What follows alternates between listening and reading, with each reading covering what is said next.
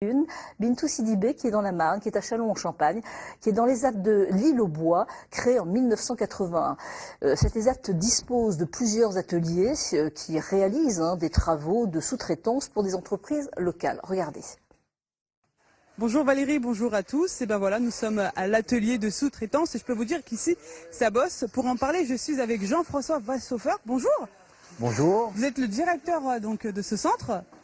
Qu'est-ce qui se passe là? On voit il y a plein de monde là qui bosse là. Donc ici vous êtes donc à l'ESAT de l'Île-aux-Bois, un ESAT qui accueille 144 travailleurs handicapés, des personnes qui n'ont pas les capacités de pouvoir travailler dans le milieu ordinaire ou en entreprise adaptée, et pour qui nous apporterons un accompagnement adapté sur des activités à caractère professionnel. Comme la sous-traitance dans les ateliers dans lesquels vous êtes là actuellement. Et donc la dame, elle fait quoi là actuellement? Alors la dame actuellement ici, elle conditionne des petits tourets en bois pour l'entreprise de Poro-la-Paire. D'accord. Alors vous dites que c'est des personnes qu'on peut pas retrouver dans des emplois dits normaux, mais pour le coup, leur talent est apprécié pour ce genre de tâches. Voilà, exactement. Alors on essaye de découper les demandes des entreprises en tâches faciles à réaliser, c'est-à-dire selon les capacités de chaque personne, de façon à adapter le travail. En fait, on essaie de faire des tâches répétitives sur les personnes déficientes intellectuelles, et donc ils ont besoin d'être conditionnés sur le bon geste à réaliser. Et voilà. Donc oui, ils doivent réaliser, oui, ils posent des consoles des silencieux sur des consoles, dans un sens bien précis.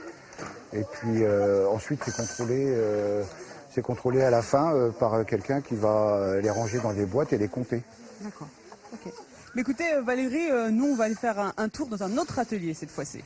Oui Valérie, on est ici dans un atelier qui peut servir à pas mal de particuliers parce que c'est de la retouche et du repassage, c'est ça? C'est ça. C'est un atelier qui fait en fait repassage, couture et un petit peu de blanchisserie pour des particuliers. Donc en couture, là on voit la maîtrise d'atelier qui est en train d'accompagner une travailleuse sur une couture à reprendre, certainement une fermeture éclair. Une fermeture éclair, voilà. D'accord. Donc ça veut dire quoi? Les particuliers déposent... Voilà, ils déposent leurs travaux de couture à réaliser. Et bien aussi, on réalise aussi des travaux de couture pour des demi-grossistes en fourniture de linge hôtelier. On fait des jetés de lit, des choses comme ça aussi. D'accord. Et là, on arrive au repassage. Et là, on est sur donc le repassage de particuliers. C'est-à-dire qu'on vient avec son panier Les personnes amènent leur panier, les particuliers amènent leur panier de repassage. Donc il y a un planning, on leur dit voilà pour tel jour. Ils viennent les rechercher au bout de 2-3 jours et puis voilà, c'est facturé à l'heure. D'accord. À chaque particulier. Alors nous avons 6 tables à repasser. Ça fonctionne plutôt bien. Oui, ça fonctionne plutôt bien. D'ailleurs, on ne fait pas de publicité puisqu'il y a plus de demandes que de possibilités de travail en fait. D'accord. Donc c'est quand même un travail assez dur parce que c'est toute la journée debout. Oui. Donc les filles essayent de changer, de tourner un petit peu. Passer à la blanchisserie, en couture, et puis au repassage. Justement, en parlant de blanchisserie, ça c'est la prochaine étape. Et Valérie, on s'en retrouve tout à l'heure pour en parler. Oui Valérie, vous voyez, je suis en blouse blanche et on n'est pas dans un laboratoire, mais presque, parce que ici, la blanchisserie a une certification. Je suis avec Benoît Carré, bonjour. Bonjour. Pourquoi une blouse blanche? Parce que notre établissement est certifié RABC, donc Risk Analyzing Biocontamination Control, donc qui permet d'avoir du linge pur au niveau de nos clients. D'accord. Ça veut dire quoi en fait un linge pur? Qui n'a plus du tout de bactéries. D'accord.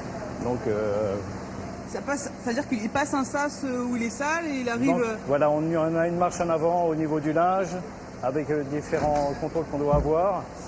Et les produits Célia nous permettent d'avoir ce linge pur et de pouvoir le restituer à nos clients. D'accord. Donc une fois qu'il arrive dans les bacs bleus, tout de suite on passe à la table.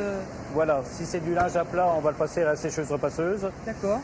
Et si c'est du linge de résident, on va le passer au niveau des séchoirs. D'accord. Qui sont les clients? Donc nous avons l'EHPAD Sarail où on fait des éponges. On a différents gîtes et le PSM ainsi que le centre hospitalier, l'EHPAD du centre hospitalier. D'accord. Je vois qu'il y a pas mal de linge, c'est-à-dire que vous travaillez beaucoup. Voilà, on est à peu près à 700 kg au jour avec une capacité maximale normalement d'une tonne 2. D'accord. Donc c'est surtout des clients qui sont des professionnels, très peu de particuliers?